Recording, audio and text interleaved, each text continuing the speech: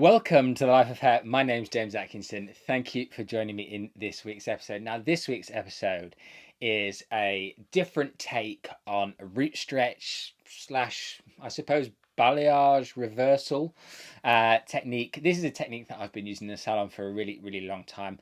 One that I find incredibly useful for creating dimension and multi-tonal hair colors. In this particular instance, we're going to be doing some nice rich brown coppers and a really vibrant copper mixed together to create a really beautiful multi-dimensional hair color. So I hope you enjoy it.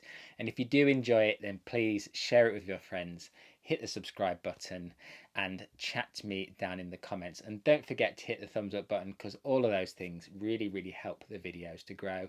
And I very much appreciate everybody's support with the channel. And a massive thank you to my Patreons. Now, I recently did a live session on YouTube. It was a little bit of an accident. I do 2 lives a month with my Patreons, and lots of people asked me what it was. So I thought it would be good to give you a quick headline of what the Life of Hair Patreon is and what it will become.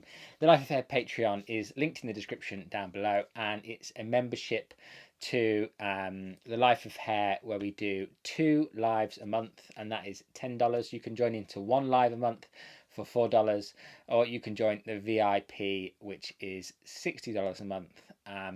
And obviously, you know, your budget, your taste, how many times you want to participate is totally up to you. And in the future, the Life of Hair will be turning into the Life of Hair Digital Academy. I will still be on YouTube making these tutorials, but the Digital Academy will be a place where we can grow your hairdressing skills, your business skills, and your implementation skills all in one ecosphere. So I'm looking forward to bringing that to you all. So that is what the Life of Hair Patreon is and is becoming in the future. So if you're interested, do head on down to the Patreon and click that link and get involved. I would love to see you over there and help you with your careers further than I may have done already with these video tutorials. So have a wonderful week, and I will see you again in the next one. Okay, as I mentioned in the intro, a nice technique for creating dimension and multi-tonal browns and blondes, balayage reversals, and all sorts of techniques dependent on what you'd like to achieve. So in this particular instance, we're going to use a combination of a nice rich brown copper shade on a level 5, which is a brown copper tone.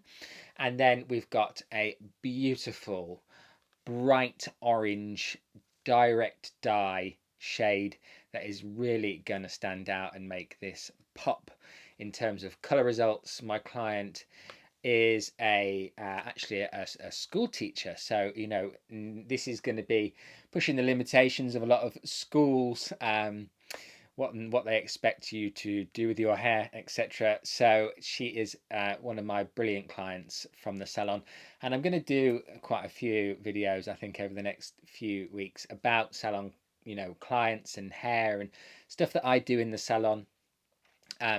You know, I think I'm a salon hairdresser just like you guys, or you know, I'm just a hairdresser. You know, where I do it, it doesn't make any difference. But you know, I fundamentally enjoy just being a hairdresser and being in the salon. So we started this technique with a simple root tint, which I've just talked over, but it's nothing groundbreaking. Hot cross bun or 4-quadrant split, and then painted the roots down by about 2 inches or so. Then what we're going to do is we're going to take 1 centimeter wide sections.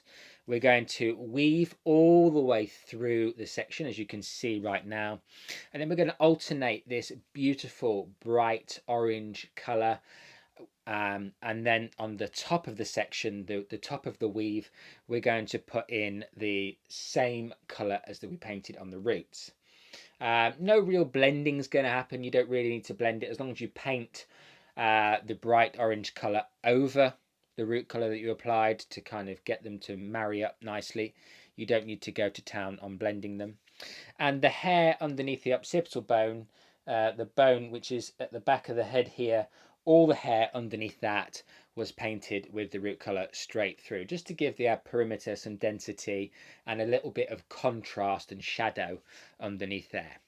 This is a really simple technique, guys. It really very much repeats itself throughout the entire technique, taking those 1 centimeter depth sections throughout, weaving deep through the entire section, and then painting one side with the bright orange vivid color, and then painting the top side with the dark color. And I do alternate that a little bit as well.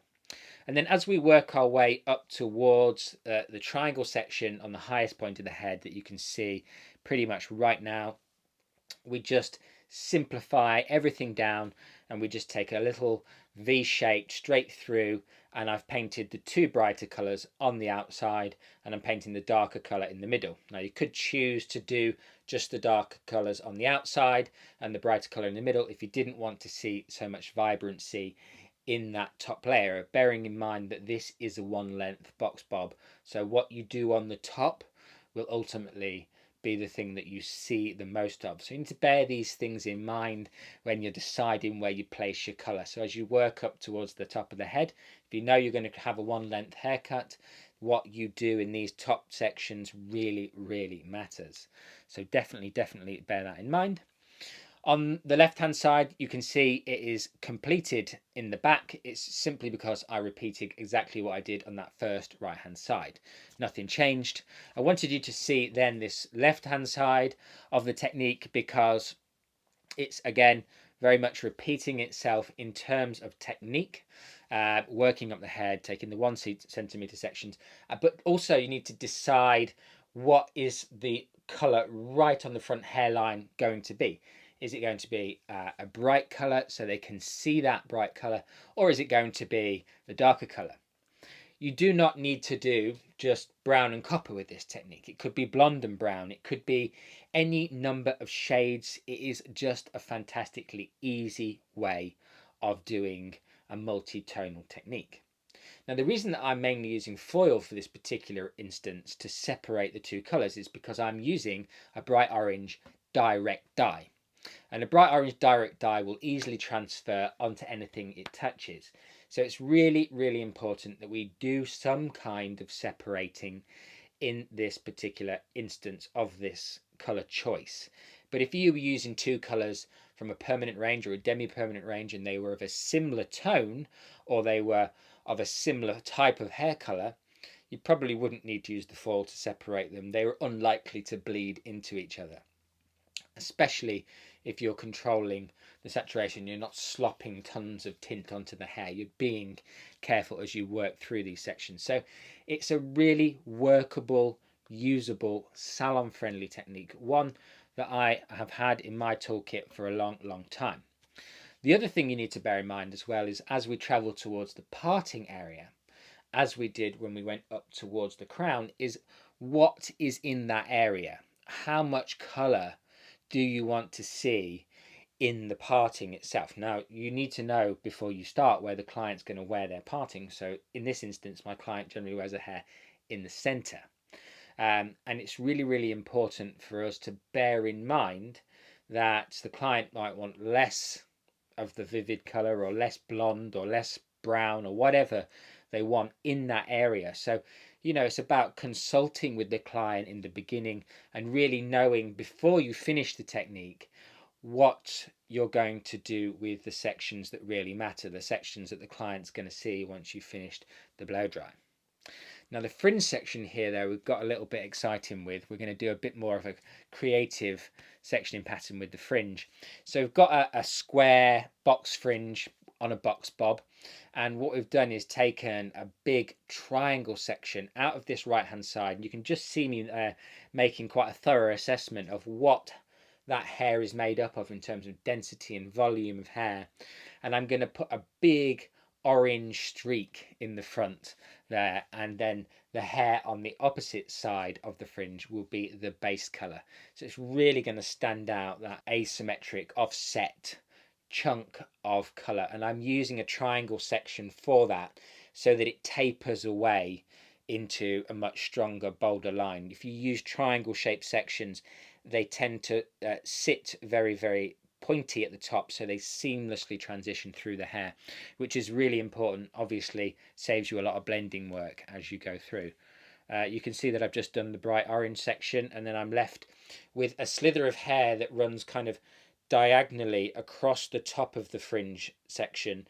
So the orange triangle is kind of would sit underneath some of the top of the fringe, again to enhance the blending and kind of give it that slightly more diffused vibe from the technique. And here is the finished result. There is the fringe area that you can see there, and it's got a beautiful strong color, but blends away with those natural roots absolutely seamlessly. Obviously you don't have to go in with such a bold fringe color as that. You can use this technique to create some absolutely beautiful natural results as well. Obviously in this particular instance I thought it was a really nice showcase of the technique, and really wanted you guys to see how it can be used and adapted, taking it to a kind of different look. We're coming into autumn, people might want to go copper. The most searched for term on Google at the moment for hair color is red and copper, so you may end up seeing a lot more of that in your columns very, very soon. I hope you've enjoyed this one. Look after yourself, and I shall see you again for another episode of Life of Hair very, very soon.